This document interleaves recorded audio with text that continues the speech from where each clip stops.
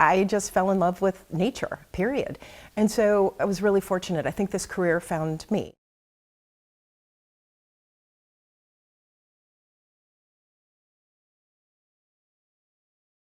Let's start. You've been in this role now for 14 months? Yes. Okay, so we're getting to sit down with you. So even though you are maybe new to us, you are not new to Dallas. That's right. Let's talk about coming into this role after you had such a huge leader prior to you.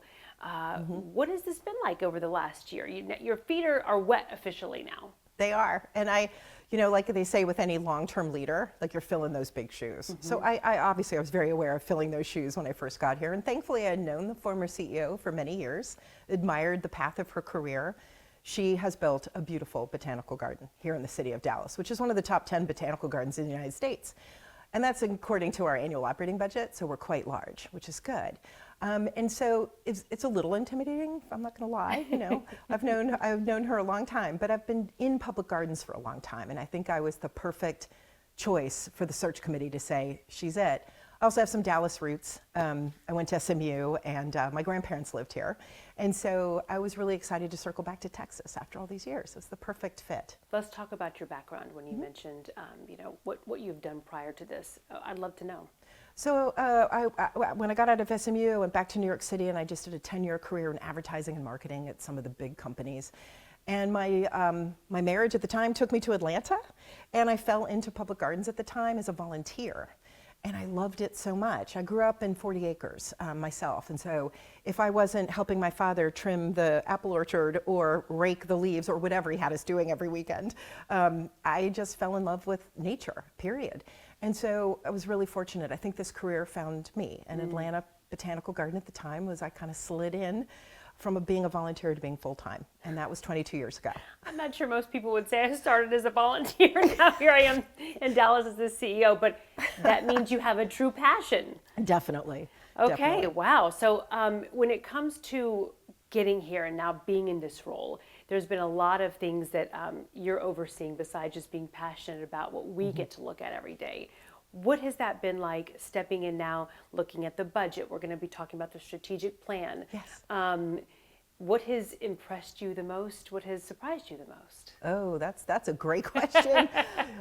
Like any new leader, you get in and you're peeling the layers of the onion, and to some extent you know what you're getting into, but once you start digging into those layers of onion, you don't always see what's on the outside. But for the most part, this botanical garden was built with a level of excellence, right? I mean, look at it. It is absolutely beautiful, and it magnifies the city of Dallas. It's very formal. It's a show place. We dazzle you with color and the flowers. That's at our core of what we do. We dazzle you. We want to make sure that horticulture is really top of mind. And so how do I take that excellence and magnify it with this team that I have? I've rebuilt the senior team, and we have about 34 plus years combined in public gardens experience now. And so we've been doing this a while, but Dallas Arboretum is its own entity, and we will take that excellence to the next level and take the Arboretum to new heights. And that's the challenge and the opportunity at the same time. So there'll be a lot. We have a lot planned for the next 5 years. Well, I know that we looked at the strategic plan, and that was kind of getting all solidified the last time that we were working on trying to set up this interview. So let's talk about that strategic plan.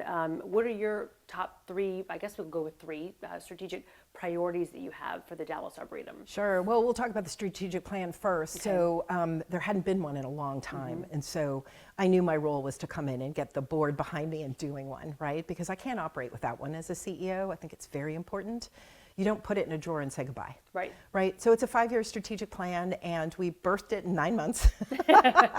And it has 4 major pillars on that plan, which is environment, of course, excellence, engagement, and experience. So those are the 4 major pillars we'll be looking at in over the next 5 years to, again, take this Arboretum to new heights, to increase its visitation, increase its role in community, to continue to be a garden for all and reflect the community we serve.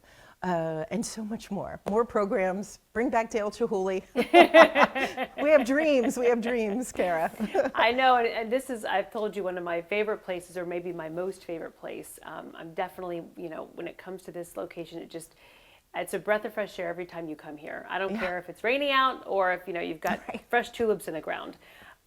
So when you're looking at your priorities and you've got these pillars that you're looking at, What excites you about them? What should people know about this when it comes to, let's talk about, environmentally?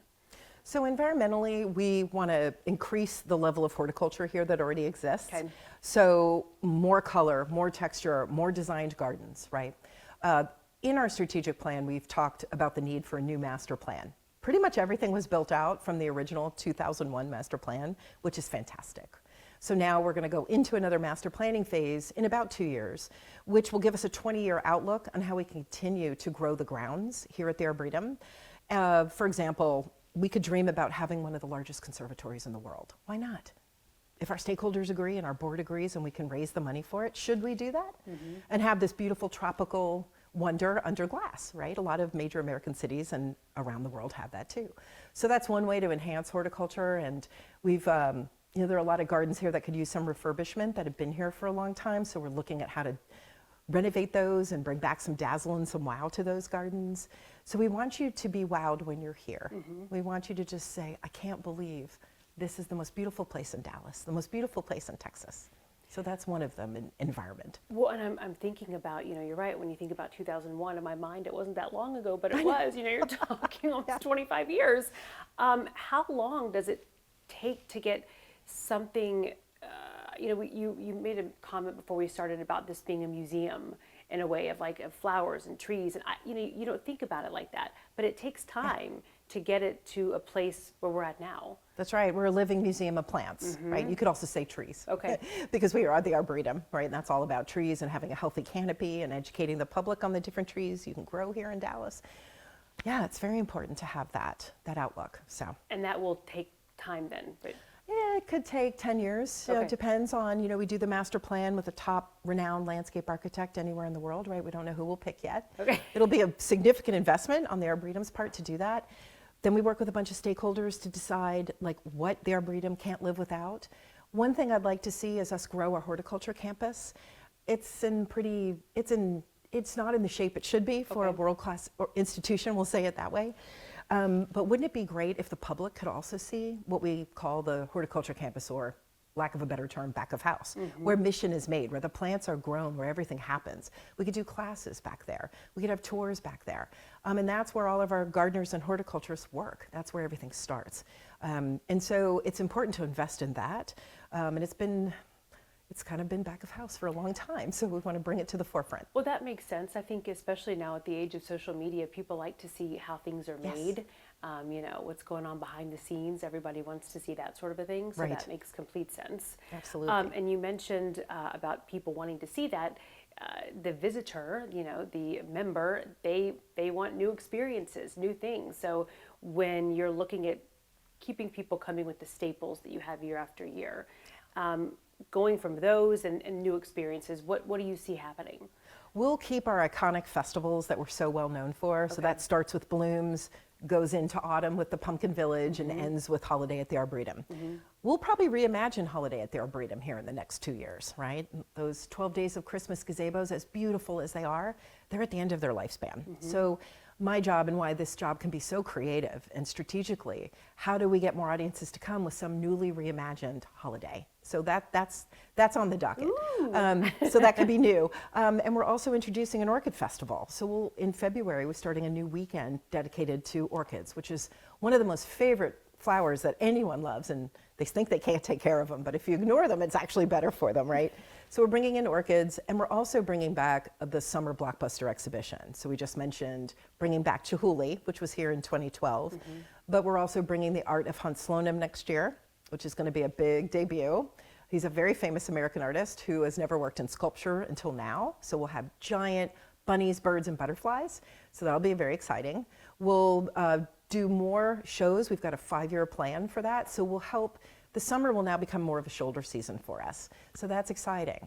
So we'll get our visitation up past the 1.2 million visitors we had last year. We'll get up to 1.5, for example. And that was sort of, we're seeing such growth in this area, not just Dallas, but in North Texas. Yeah. So where does the Arboretum fit in when it comes to that growth, both with, increasing people who live here, and then also how important is visitorship from other parts of the state and the country? So many American cities are exploding in growth, but particularly Dallas and North Texas, right? It's one of the reasons I took this role, because I saw the opportunity for more growth for the Arboretum. So it's really important that we watch this community, we get to know who they are, that our visitation and membership reflect the community we serve. As it diversifies, our audiences will diversify along with it.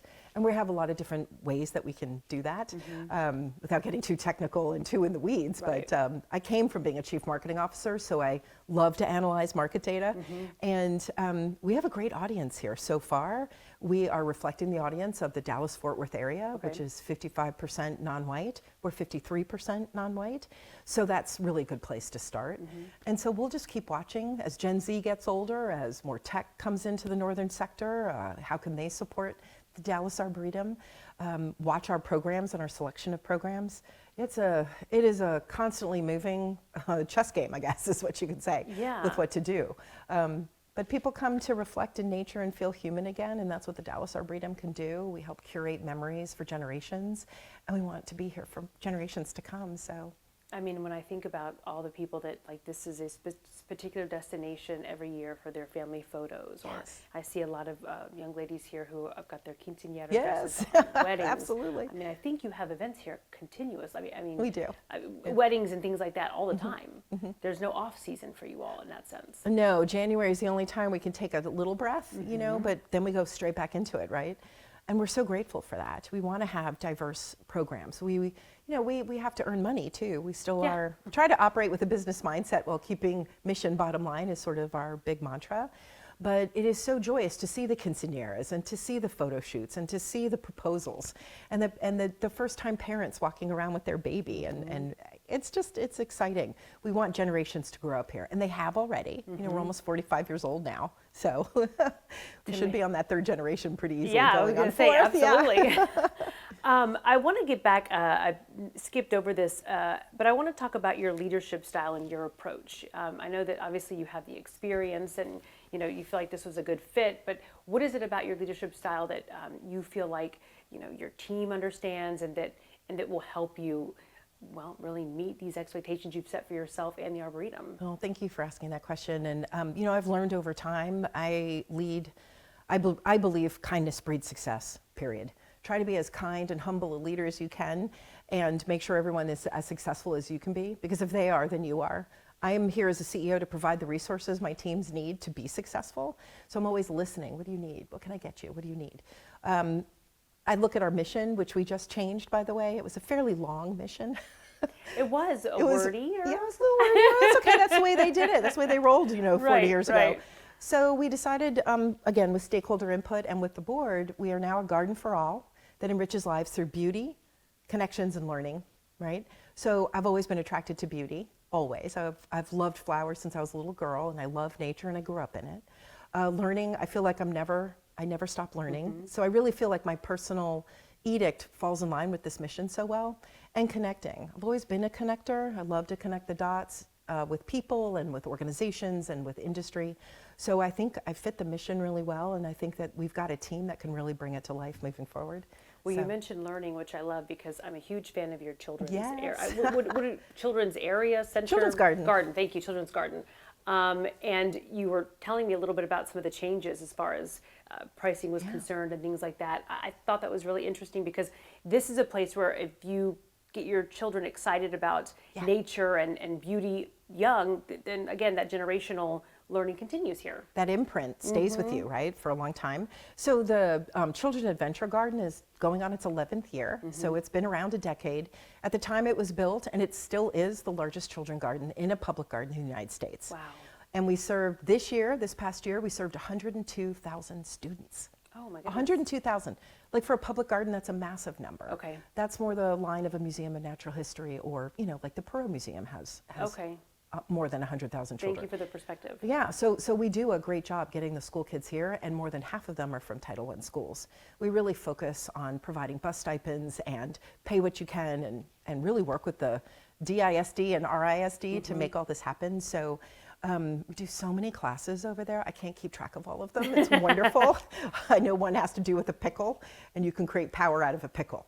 Oh, okay. So generate electricity. You know what? That's going to But stick with me now. yeah. So maybe your baby will want to do Yes, that one day yeah. when they're old enough. But it's fun to watch the children. They're so engaged. They really get immersed in the fun and being participatory and being immersed in that. And so it's a wonderful garden. When you talk about staffing resources, they're significant factors for a nonprofit. How do you ensure that the Arboretum is going to operate efficiently, staying aligned with your mission? Again, like you said, you are a business at the end of the day. Yeah, well, costs are always rising, and we've all particularly felt that the last 3 or 4 years, Yeah. right? And that hits us really hard as well. And so I'm always trying to find ways to increase revenues, whether they be earned revenues, which are basically tickets and admission and at the gate and classes and the programs that we do. And then there's contributed revenue, so I've got to get out and fundraise. I'm a CFO, Chief Fundraising Officer, right? Yeah. And so I love meeting. We have such a generous community here in Dallas. It's unbelievable. And so the contributed revenues here could be much stronger, so we're going to do that. That's another big strategic plan effort. Our endowment just grew. We got a significant gift that has now pulled it to closer to $50 million, which is great. My hope is to get our endowment to $100 million by the time I retire or more. So we got about a 10-year run if I'm All lucky. right. And then there's the city stipend as well, because we get just little bit less than 1% of our annual operating budget comes from the city of Dallas. Okay. Yeah. I think oftentimes, myself included, when you're coming to the Arboretum, you think the biggest challenge is, making sure that, there's not some pervasive weed or whatever. There's so many layers. You don't want the public to worry about some of the other stuff. Right. But for you, what is the top challenge on your list of things that you are working on, or that I wouldn't say keeps you up at night, but that you're focused on? Thing that keeps me up at night? Not freezes. No, well, the weather, of course. We public gardens, we live and die by the weather. So yes, when I hear a storm is coming or a freeze is coming or snow is coming, yeah, I tend to stay up all night and be weather aware, very weather aware. Okay. And if we can prepare, we will. So that keeps me up at night. Making sure our employees are really happy. Okay. That kind of keeps me up at night. Sometimes I want to make sure that we are one of the best places to work in Dallas, and we'll get there. I want to be in the Business Journal. I want to be one of the top nonprofits to work for. And, we have 250 employees, so it's important that their voices are heard, that they are listened to, that we have engagement with them. And so that's been really important to build the culture, is basically what I'm trying to say, Yeah. to be positive and to be innovative and one of respect and kindness, focused on conservation, education, programs, and horticulture. So, Yeah, I just got a lot going on. a lot. We're a really complex industry, by the way. People Do don't not- realize how complex public gardens are. One day we're like starting up a gift shop, and then we're having a restaurant business, and then we're doing the tree canopy and planting a whole new garden and dealing with donors. It's a lot. Because there seems to be all these different possibilities. I mean, and thinking when you mentioned technology too, there's a lot of ways to incorporate tech and those sorts of things. I'm sure that's on the radar somewhere as well. It is. Well, it's big in the strategic plan, but maybe not in the way your viewers may think of that. Okay. So I've always leveraged technology to be better at the business end of things, Okay. right? And so we've invested in a Power BI dashboard, so I can see all of our major metrics on my phone. So that's really important, so we can see the daily sales and how things are going and we're hitting our targets. We've created a new budgeting software so we can budget more efficiently every year. People don't look at technology being needed in a public garden necessarily. Right. AR, VR, I've been pitched on everything throughout my career. People come mostly to public gardens, and I know the data because I used to be in marketing so much, is they want to disconnect from all that. They want to just be in nature and reflect and be in that moment. Now, it's not that they're not going to take out their phones and get the gram, the photo, whatever they want. That we want them to do that. Yeah. We don't care if someone wants to come work and bring out their laptop and have, get their papers done or answer emails. That's good. Our children's garden has a lot of technology in it, but technology changes every 18 months, so it's very expensive to upgrade and stay on top of all that. So we're kind of having to see where that's going to go. But for the most part, the technology is more behind the scenes. Okay.